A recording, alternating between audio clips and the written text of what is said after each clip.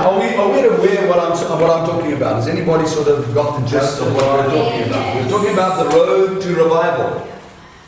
The thing that so many Christians want and don't really understand what it's about.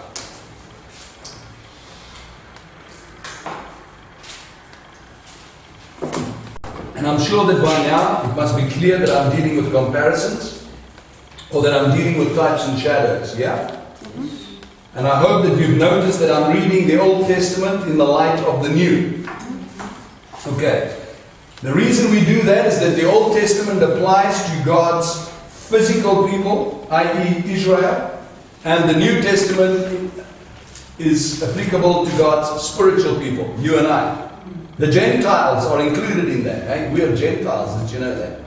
Alright. So we're included in God's plan and in God's purpose.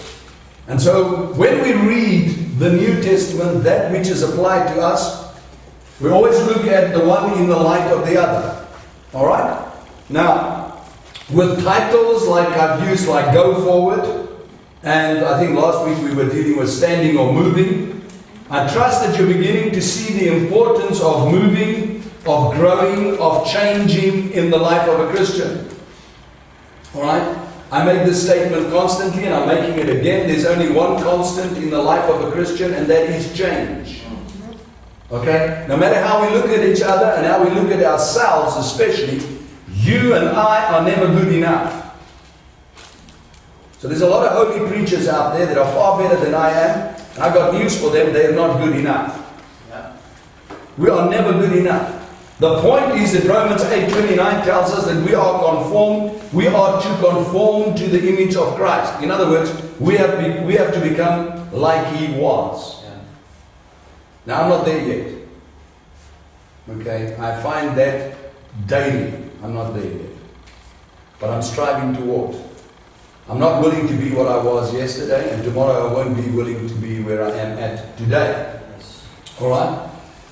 So please don't forget the three things that I told you that God revealed to me concerning revival, which are, number one, we do not follow or attempt to run after signs and wonders. There are a lot of churches that actually build their church on the so-called miraculous, which is not really miraculous, it's the spectacular. Okay? We want to see all these stuff that's out there. We want to be entertained with things that are actually holier than the Bible. You know? We got to see people falling over. Now, I'm not saying people can't fall over. In fact, people fall over. And we want to see people jump up and down. We want to see miracles take place. You know, people must get golden teeth. I don't understand that because God's always made teeth of bone, but nevertheless, I suppose it shines better. We want to see these things. Now the sad thing is, if you start running after these issues, you're going to run forever and you're never going to be fulfilled. Okay. You've got to actually shoot root. And you know what? That God adds you unto a church. Believe it or not. You may think, and if you're added on here, you see, if you're here for the first week, the first month, you may think, wow, what a great bunch of guys. But if you're here for a year, you're going to see we're just about as bad as you are. And then all of a sudden you decide, we've got to go somewhere else where the pastor is a little bit more holy. Well, I got news for you. You may put up a greater fast than I do. Okay? But we've got to shoot root. And when we shoot root, we begin to chaff away the edges, the rough edges that we all have. Okay? And God's been chaffing away my rough edges for over 30 years and it's not gone.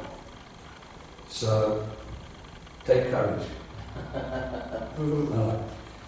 We don't run after signs and wonders. The second thing I said was that Jesus was returning to a victorious church. God had a plan and Jesus Christ fulfilled that plan that we could live successful, victorious lives in the here and the now.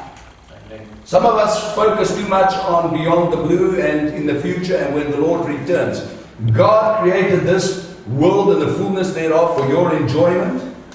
He wants you to live a victorious life here and now. The plan for Adam and Eve was to have dominion. In other words, to rule. Jesus Christ came and He set that rule back for us. We're to rule once again over our own lives. That means that cigarettes don't rule me, alcohol don't rule me. I even don't smoke my socks anymore. None of that rules me.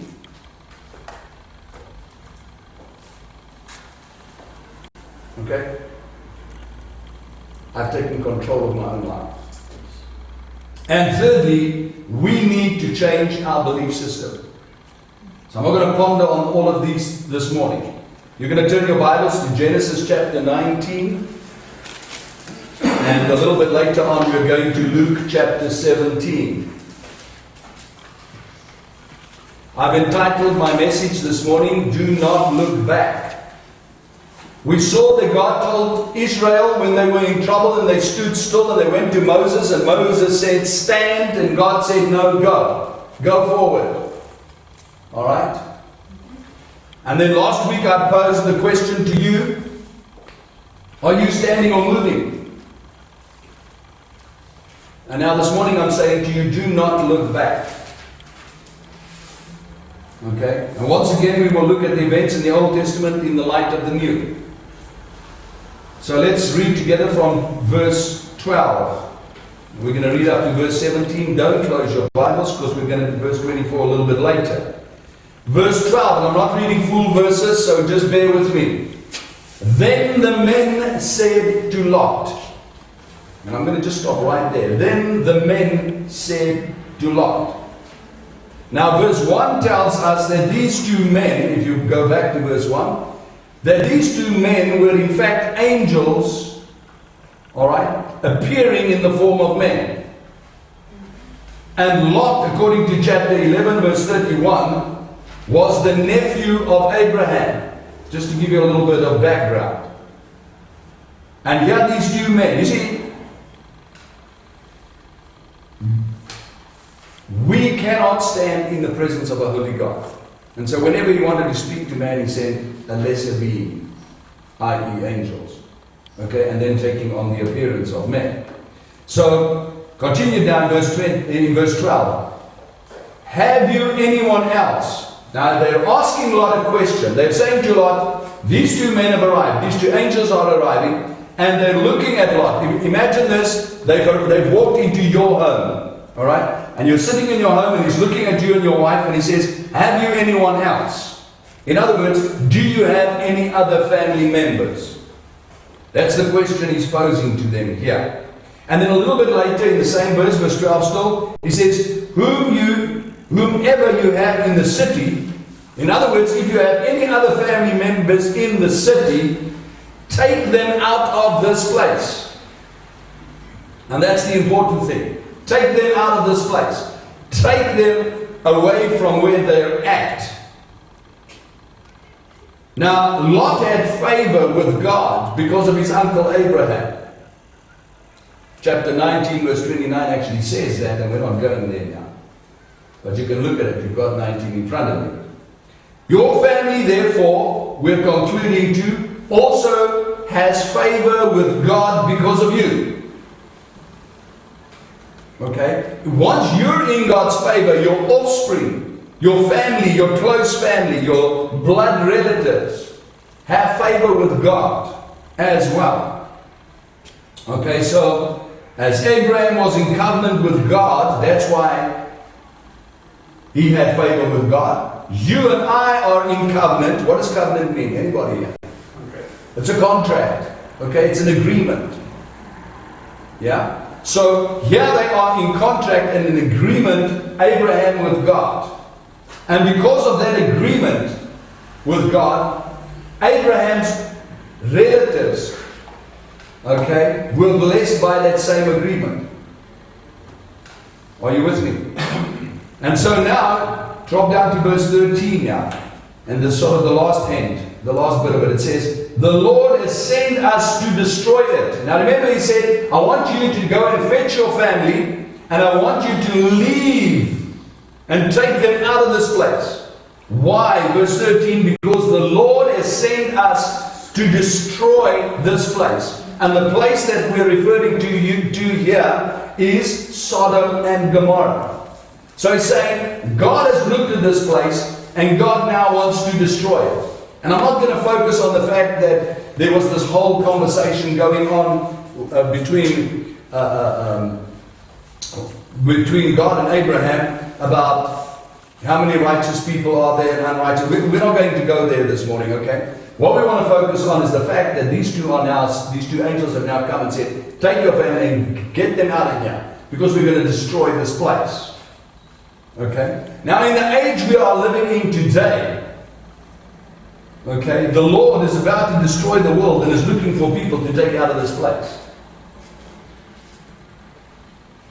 You see, now many people laugh at this kind of message. However, when we're looking at people that are total unbelievers, people that don't believe in God at all, they will tell you, listen, the ozone is gone. Listen, we're talking about global warming. Listen, we're talking about all sorts of stuff. The world is about to self-destruct. The whole world's telling you that. And we've got all these celebrities that are jumping, they're going to save the world all of a sudden. They cannot save nothing. Can't even save themselves. Sorry to burst your bubble about celebrities. Alright? But most celebrities live worse lives than you and I. Yeah. The fact, however, is that on the one hand we've got the world saying it's self-destructing, it's destroying. The evidence is scientifically there. On the other hand, the very same people that say that is laughing at a simple little preacher like me saying God's going to destroy the world. Are you hearing what I'm saying here? This world is going to be destroyed. So I'm giving you a type in shadow now. God wants us to take those. Have you any others? Have you any other family members in this world? Putting you in a place of Lot. And he's saying, gather them, because we've got to take them out of this place. Because I'm about to destroy it. And the Bible has predicted that for so long. Okay, I've been preaching the coming of an antichrist and of a one world government since the 70s, 30 years ago. People laughed at me. Now we're looking at one world monetary systems, united this, united that, united the other. We are proclaiming, politicians are proclaiming the uniting the world. It's here. But if a minister comes from the Word of God and says this, it's a lie. But if we see it on the political front in front of us, it's good, it's okay, it's fine. We've got to open our eyes to reality. And we've got to understand that when the Antichrist comes to rule, the time is over. It's finished. The world will be destroyed. Verse 14 now. So Lot went out to speak to his sons-in-law. He was a good little Christian. He went and he proclaimed to his sons-in-law that, listen, I've had these two men of God, these two angels came to visit me.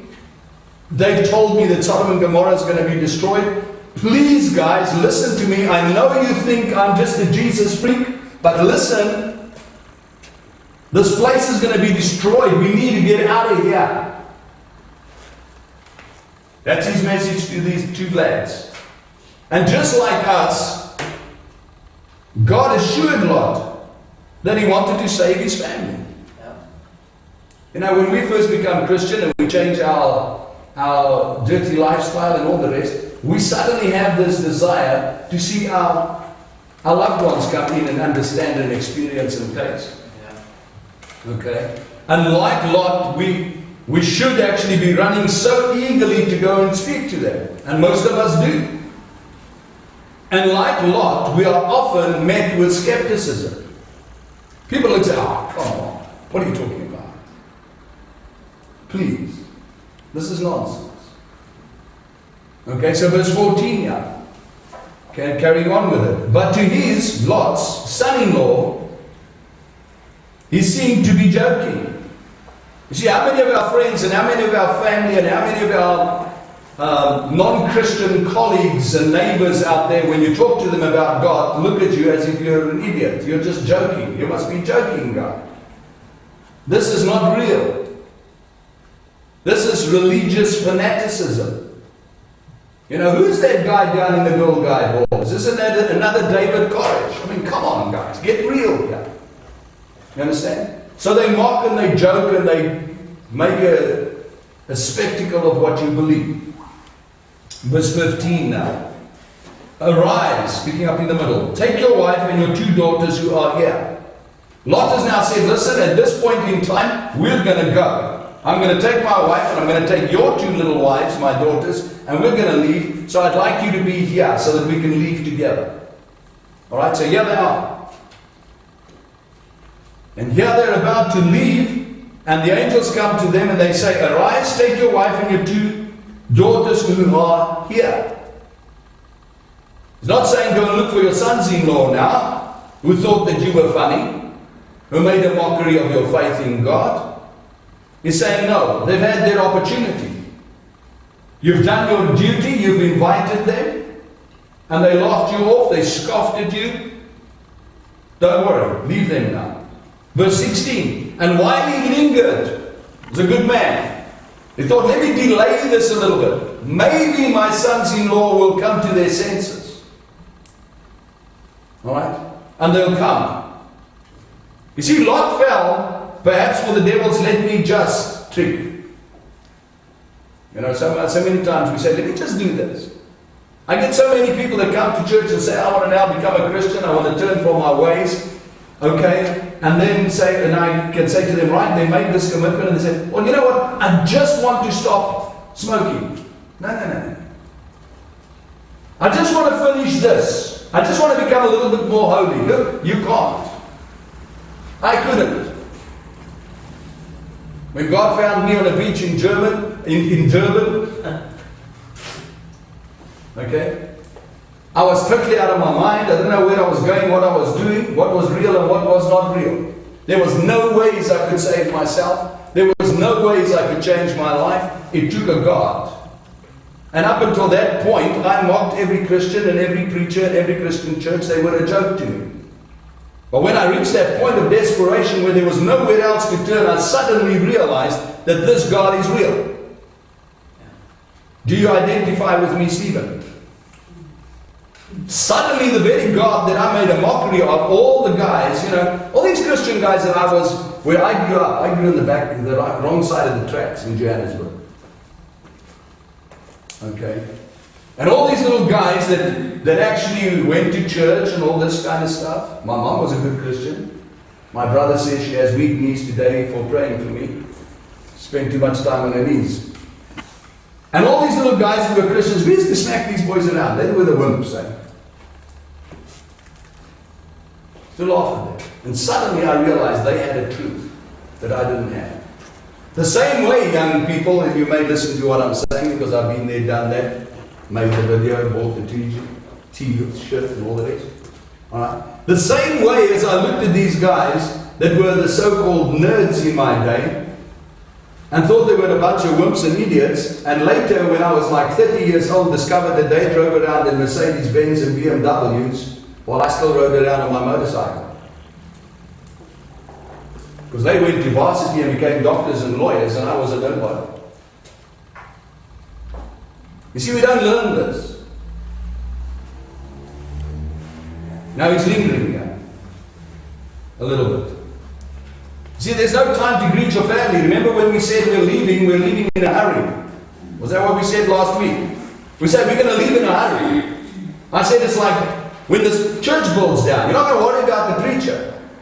You're not going to worry about your Bible. You're going to beeline for the door. You don't have time to look.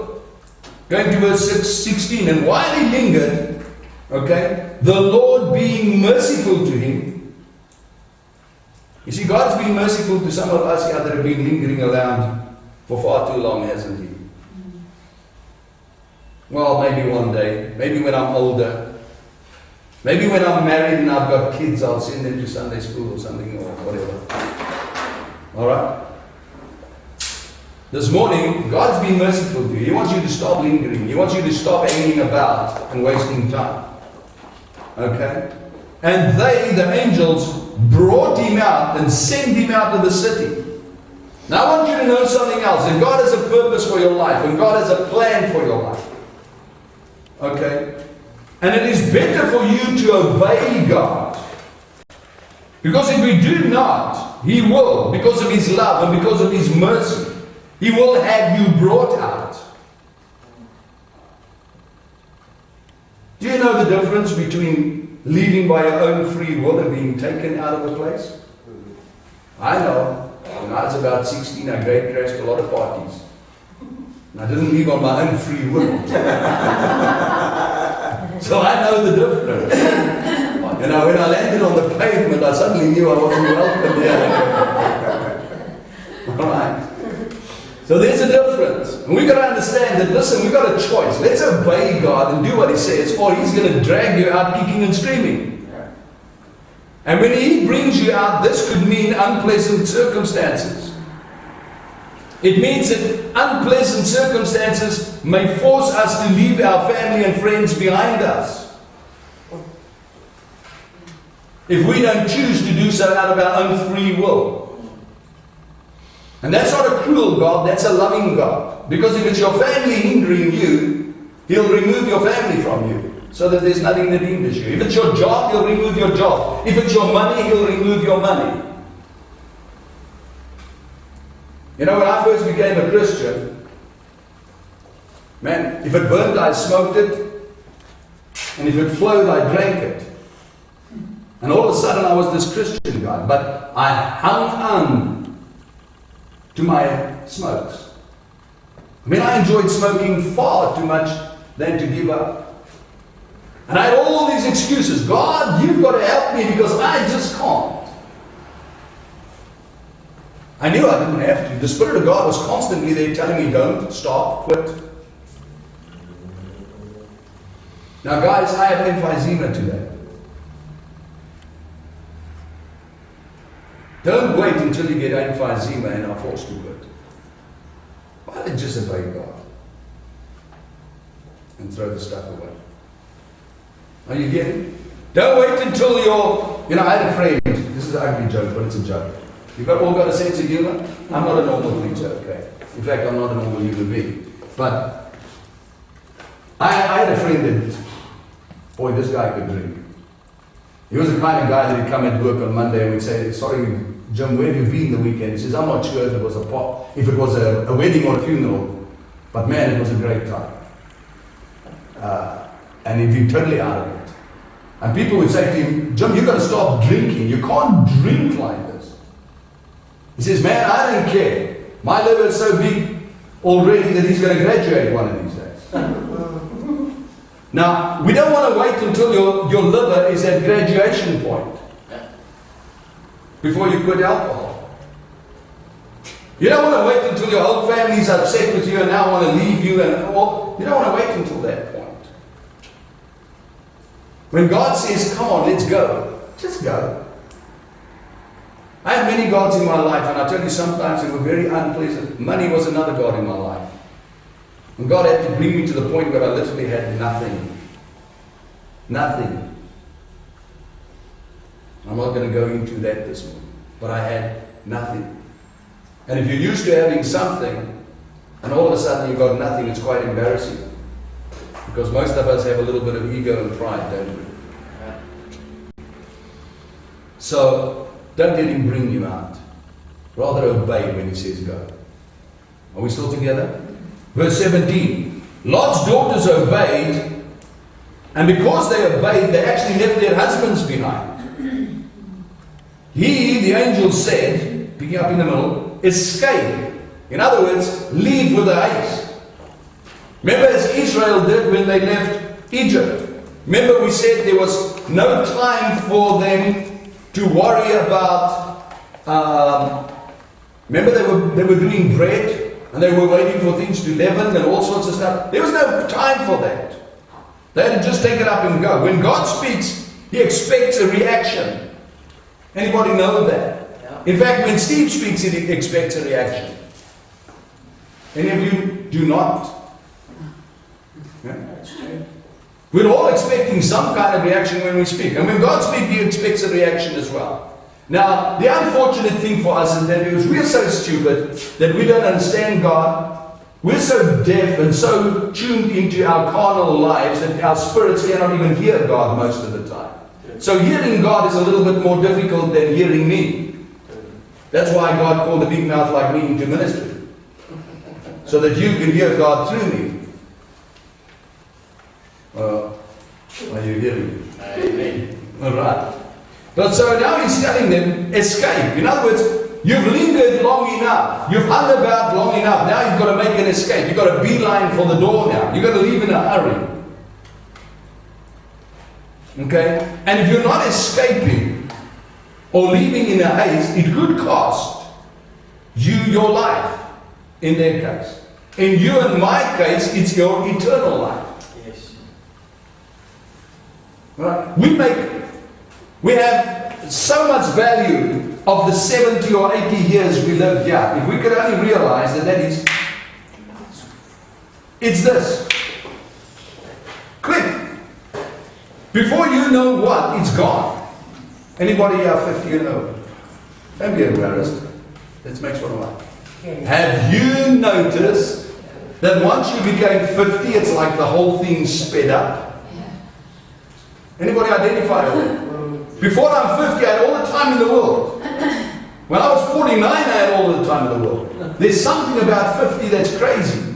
All of a sudden, time is nothing. All of a sudden, you wake up, it's Monday, and we blink twice, and it's Sunday. And you think, stop, what's happening? It just whizzes by. And before you know, you're 70. And before you know, you're 80, if you're that fortunate. Okay? There's something else about 50, and that is gravity doubles in its power. I used to jump over walls at 49. When I'm 50 and I jump, suddenly it's like the earth is closer. It's like gravity is quick. Bam, I'm there. Before that, there was some kind of spring in my step. Now when I jump, I mean, I'm stupid. You know, my mind's not so good. I got a little wall at home, and sometimes I'm fiddling in the garden. I'm on top of this wall, and I jump off the wall. And when I hit the bottom, it's like I jumped off the house or jumped off the roof. It's like bam! Gravity is double. It's not what it used to be. 50 changes. Guys, we don't have time. Hear what he says now. We're still in verse 17. Is anybody still in the Bible there? Alright? Hear what he says now. You've got to escape for your life. Do not. Hear what he says. Do not look behind you, nor stay anywhere in the plain.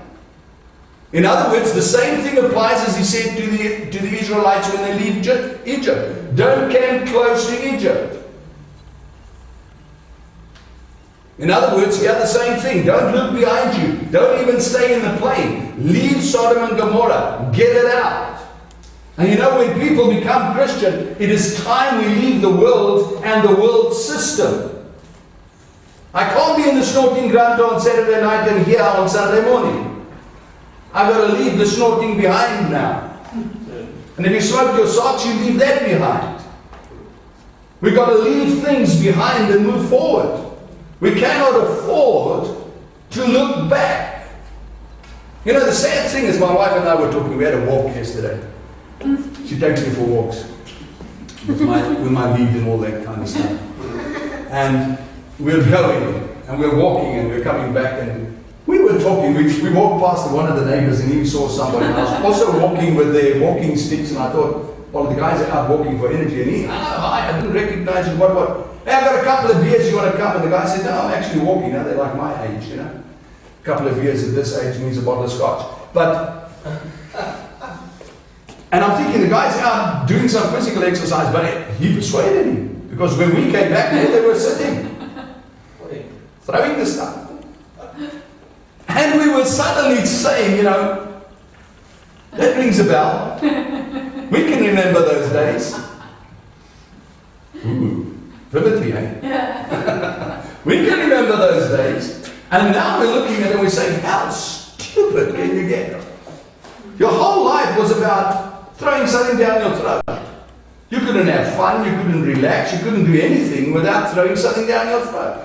I got to the point of a bottle of scotch a day. I'd get home, get in front of the TV, take out the bottle. I drank it with anything, on the rocks, with water, with milk, in my tea, Coca-Cola. It's not on, it's not allowed, but it did it.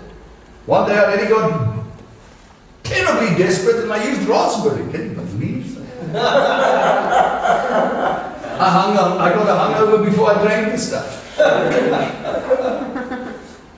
You understand what I'm saying? And we're looking, we're saying, wow. Now, we don't see it when we're there. But we've got to get out, and we're not allowed to look back. I cannot look back, and by God's grace I don't today, because I can see the difference. I cannot look at the so-called good old times because they weren't good. I can't look back at them. I don't even want to look back. But I'm saying, we can't afford to look back at those things and say, that was good. I look back now and I joke about it because I see how stupid I was. You understand what I'm saying? Now, God not only destroyed Sodom and Gomorrah with fire, but Revelation 3 and verse 16 tells us this. So then, because you are lukewarm, in other words, you're not totally committed to God, or you're camping out in Egypt, lingering for a while. In other words, you're a bat, which is neither a bird nor an animal. Okay? Or in other words, you've got one foot in God's kingdom and the other in the world, and you're doing the splits. That's what lukewarm is about. Did you know that a bat is not welcome with the animals? It's also not welcome with the birds. And some Christians are bats. They come on Sunday and they think we don't know that Saturday night they're somewhere else. And they think that those guys don't know that they're here. And eventually you're not feeling comfortable in either. Are you with me? So he says, so then because you are lukewarm and neither cold nor hot, I will vomit you out of my mouth. You cannot look back and say, I want to taste this a little bit still. I want a little bit of the fun. I still want my old friends. You know, your old friends are going to take you right back on the route you've always been on. You're just going to get right back to where you were. Okay? And I tell you something, I experienced this. I spent 7 years, I built a church on drug addicts in Germany. Best church I've ever had. I just love desperate people. I just love bad people that come good. You know, I was such a good sinner, man, and I'm trying to be a good Christian now. I say if you want to do it good. You can't be half a Christian and half in the world, man. Decide where you want to be and do good wherever you're at. You want to smoke your socks, then do it good, but. Now, I used to have a guy, spent $2,500 a weekend. Rodney, and I'm sure he doesn't mind me sharing. Rodney will take $2,500 a weekend on coke. A weekend. He'll just totally binge. He'll be so out of it, he wouldn't know if he was on earth or where he was at. Okay, and Rodney had two things to say. And the one thing was, when Rodney came to me, he said, when you think you're in control, know that you're not in control. Because that was the big thing. Oh, I'm in control. I'm in control. No, you're not in control. It's controlling you. You see, we don't understand that we're either slaves of righteousness or slaves of unrighteousness. We're either slaves of Jesus Christ or we're slaves of Satan. Yeah. Amen. You're not in control. You're being controlled. All right? And Rodney used to say that. And the other thing he used to say is when you get back to your buddies, before you know what? You know, God doesn't want mercenary Christians. I used to say to the young girls that you don't go and date the bad boys thinking you'll bring them to God. It's not going to happen. Alright? It's not going to happen. They'll probably lure you away from God. We've got to get real. Do not look back. Do not long for the flesh pots of Egypt. It's the same human weakness that repeats itself century after century. We fall for the same trick. We con ourselves, we say we think we're in charge, and we go back. And before we know, we're sucked in again. And it happens with gambling, it happens with addictions, it happens with liking the ladies too much. All of it happens all of the time. You get sucked in. You're back there. Now I've got to move along. Down to verse 14. I want to show you the danger of looking back. Verse 24 now, Genesis 19 still. Then the Lord rained brimstone or sulfur and fire on Sodom and Gomorrah. Coincidentally, The final destruction of this world will be by fire. Verse 25, so he, God, overthrew or devastated those cities. They were now destroyed. Verse 26, but his, now we're talking another he, it's a small h. We're talking about Lot. Lot's wife did what? Looked back behind him. What was God's instruction via the angels? Do not look back. If God tells you do not, please listen to me. It's like a child. When you tell your child, do not stick your finger in that little hole, it's because there's electricity in there, and it's going to be very annoying. That's if you survive.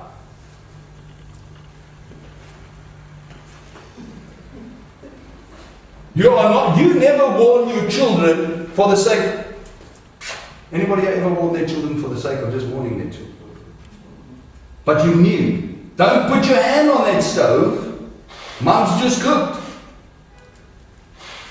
There's a reason. Now, if God says do not look back, there's a reason for not looking back.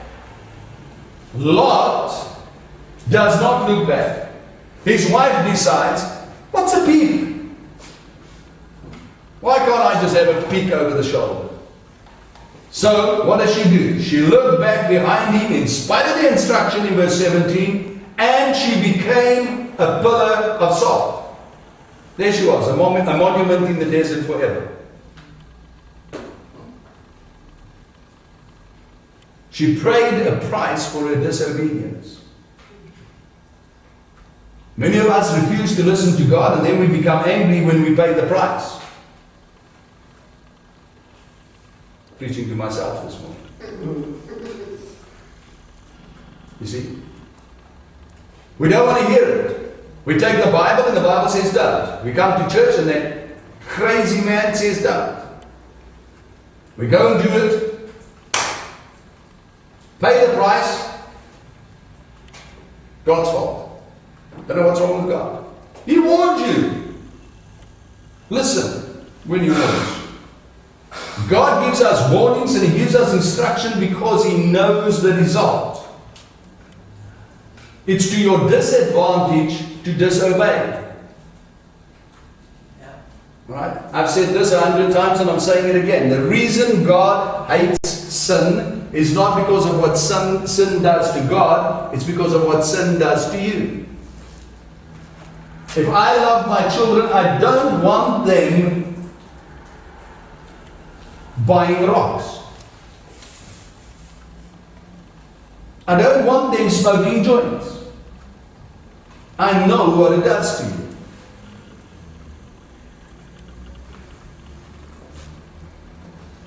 So I hate this stuff not because of what it does to me, but because of what it does to other people out there. Let's turn to Luke 17. And let's see what Jesus has to say to us about this comparison. The very thing I've just shared. Jesus comes much later and He talks about this very incident. In my Bible it is red letters because Jesus is speaking, and I'm picking up in verse 26. Are we there? Are we here? Yes. Okay. Listen to what He says. And as it was in the days of Noah, so also it will be in the days of the Son of Man. Now who knows who the Son of Man is? Jesus, right? And so it shall also be in the days of Jesus, therefore. Now, how was it in the days of Noah? Verse 27. They ate, they drank, they married wives, that was the men. In spite of modern trends, that was the men. They were given in marriage, that was the woman, until or up to the day that Noah entered the ark. So what does he say? He's saying that today also, they will do all of these things. Without care, without concern, without worry, up to the day that we enter the ark.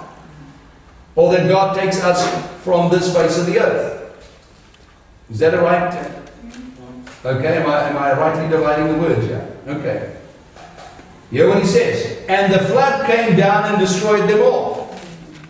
Now Noah was out there warning, Noah was out there talking, Noah was out there preparing an ark. Everybody walked past and says, you're crazy. What an old fool, what a sod. What is all this religious poppycock? What is nonsense? How can you build a boat on dry land? Are you a fool? No, God has told me something that's going to happen in the future. I'm preparing for it. You're an idiot. Where's this God? Can you see him? Show me your God. I don't see your God. Laughing at the man. Alright. And so today also we're preaching a message and people around us are looking and saying, what a fool. Maybe he's just in it for the money. Maybe he's making a buck or two. Conning people out of their money. Why is he doing this? He's an idiot. This is not going to happen. Okay. And so we will warn them, and they will continue regardless, and they won't care, they won't listen. And judgment will come, and they will be destroyed. Verse 28. Likewise, it was also in the days of Lot. We just spoke about Lot, didn't we? They ate, they drank, they bought, they sold, they planted, they built. Boy, are they buying, selling, planting, and building in our little town lately.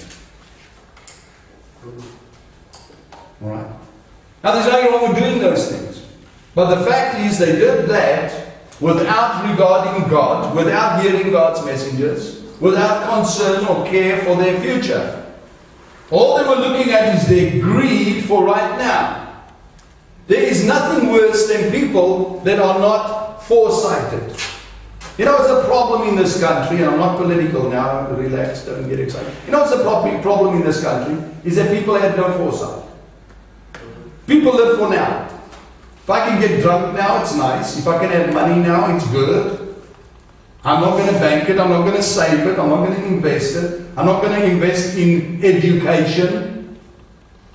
I'm thinking about now and right now and fulfilling the lusts and the joys and the desires of my flesh right now. And that keeps me happy. No foresight. There's nothing wrong with building. There's nothing wrong with eating and drinking. But we've got to look at other things. We've got to look beyond. You and I have got to look beyond retirement. You know, suddenly when you get into retirement, it's not what it was meant to be, or what you thought it would be. Suddenly you plan for retirement, and one day when I retire, I'm going to have all these pensions schemes, and I'm going to have all these insurances pay out, and I'm going to buy this big boat, and I'm going to take a caravan and travel around the world, and I'm going to do all these things when I retire. When you come to the point of retirement, if you don't die before, the wife spends it on the next guy. If you do, you're all of a sudden finding that the back doesn't want to anymore and the legs are a bit weak and lame, so you decide you're going to plonk yourself on the balcony at home somewhere. And all those become pipe dreams. But if we're fortunate enough and we can live out all these schemes of traveling around the world and seeing all the places we never saw, a day will come that we will die. Did you know that every one of us are going to die? Right. Now you know what the Bible says about dying? It's predestined unto man wants to die, and after that, judgment. And we're not prepared for judgment. Most of us aren't even prepared for death. Most of us fear death. Most of us are so scared of death. Oh, of course we don't. Not us South African guys. We're much. We have no fear. Don't know who told us that. But we pretend to believe it. Until we're alone in bed at midnight. Are we still together? Now, they ate and they drank, they did the buying and the selling, verse 29, but on the day that Lot went out of Sodom, it rained fire and brimstone from heaven and destroyed them all. The same thing happened as with Noah. They did not listen. Verse 31, and in that day, now we're talking about the day of the Lord, he who is on the housetop and his goods or possessions are in the house, let him not come down to take them away. And likewise the one who is in the field, let him not turn back. A day is going to come where there is no time to turn back. There's no time to look back. There's no time to look behind you. Does that sound familiar? Then looking back in this, you understand what I'm saying? Was Jesus not giving them the very same warning that Lot was? Or that the angels did with Lot? In verse 32, he actually confirms that because he says, remember Lot's wife? In other words, what is he saying to us? Once you've embarked on this Christian walk, do not look back.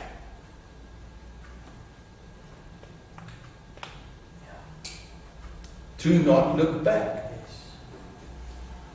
And the Christian walk is never a pleasure, and it's a miserable thing if we look back. Alright? And I pray, God, that we will get to understand what it's really about. Because we really get it within our hearts. That the peace and the joy and the comfort we have once we are in Christ, that there's nothing in the world that compares with that. Okay? I can sincerely say from my own life and from the bottom of my heart, without joking whatsoever, there is nothing in the world that I want. I'm happy with my modest little home, and I'm happy with my jet car. Alright? You see? Quite content. Once we get that in our hearts, once we understand that, there's no place to look back, guys. Once you've made that commitment, forget about what the world. Does that mean I stop work? No. Does it mean I must have no desires, wants, or ambitions? No, I'm not saying that. But they cannot have precedence over your eternity. They cannot be more important than God. In fact, they cannot be more important than the other guys sitting around you this morning.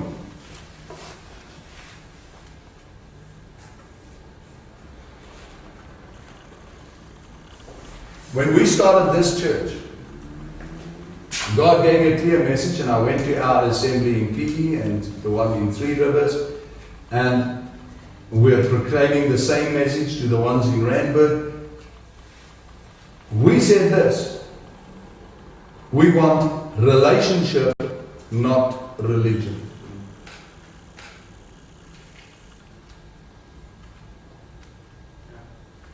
This is going to be a family, and those who can't fit in with that will just have to go. Why have we not had phenomenal growth in this town? Because people want to come in and hear what makes them feel good and run out. In this ministry, you're going to be challenged to change. You'll be confronted. You'll be asked not to look back. You'll be asked to commit. And not just to God, but to one another. Because that's where it's at. All the rest is just religion. Are you still with me this morning? All right. We're going to stand up. And we're going to end in prayer. And if there's someone specific here that feels that I personally need prayer, then you're welcome to come forward, and we're going to pray with you quickly if you have any specific need in your life. Let's stand up.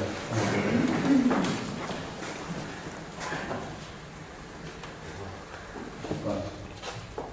Let's close our eyes. You're standing in this building this morning and you're saying, I've been looking back, I've been standing still, I've been lingering around the flesh pots of Egypt. I have not made a serious commitment to God. This is your opportunity right now. This is your opportunity to make that kind of commitment where you do not look back again and desire what the world has to offer. Alright? So let's not be looking around now. I get very tempted to pray for people that look around. Do not let us embarrass each other. If there's anyone this morning that says, I've not made that commitment, I want you to slip your hand up very quickly. Thank you. Is there someone else? Thank you. There's another person in this building that says, I've not made that commitment. Thank you. All right.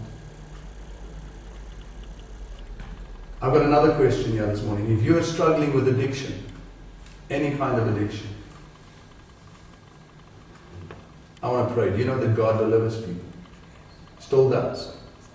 I'm not talking about funny things. I'm not giving you golden teeth, but God delivers from addictions. God still heals the sick. Alright?